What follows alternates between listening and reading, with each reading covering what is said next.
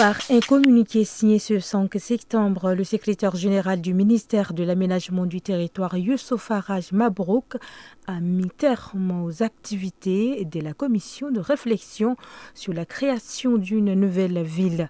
Cette décision, souligne-t-il, est prise suite aux réactions du public par rapport au contexte dans lequel est mise en place la commission.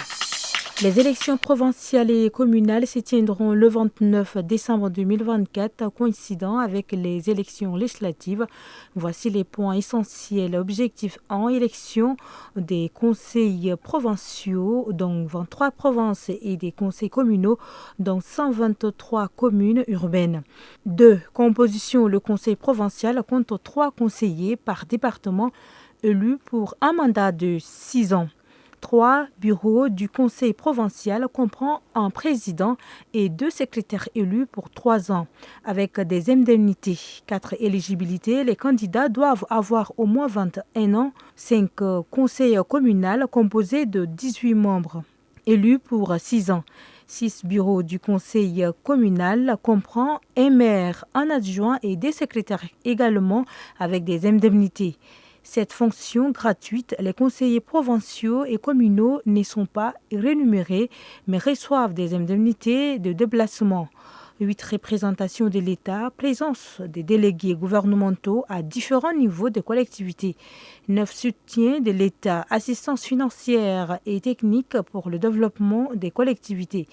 10, élection des sénateurs, les conseillers provinciaux et communaux participent à l'élection des sénateurs.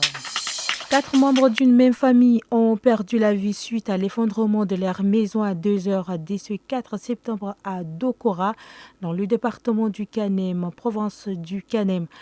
Il s'agit d'une mère âgée d'une 50aine d'années, d'une jeune fille d'environ 17 ans, d'une fillette de 8 ans et d'un garçon de 3 ans. Selon une source locale, le père âgé d'une 60aine d'années et son fils de 13 ans ont été épargnés par cette tragédie. Les 4 corps ont été inhumés en présence du sous-préfet de Mondo, Ousmane Nour Mahamat, qui est allé compatir avec la famille endeuillée.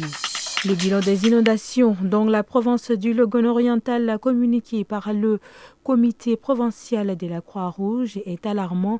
6 785 ménages affectés, 37 110 personnes touchées, dont 1517 sans-abri, 4564 maisons détruites, 5420 têtes de bétail perdues et 428 000 hectares de terres agricoles ravagées. On dénombre également 17 blessés et 9 décès. Lors d'une conférence de presse ce 4 septembre, Sanengar Samuel, président du comité, a souligné que les inondations de cette année ont atteint une ampleur préoccupante, touchant tous les départements de la province. Il a indiqué que le Logone-Oriental se classe 7e parmi les 23 provinces les plus touchées par ces événements.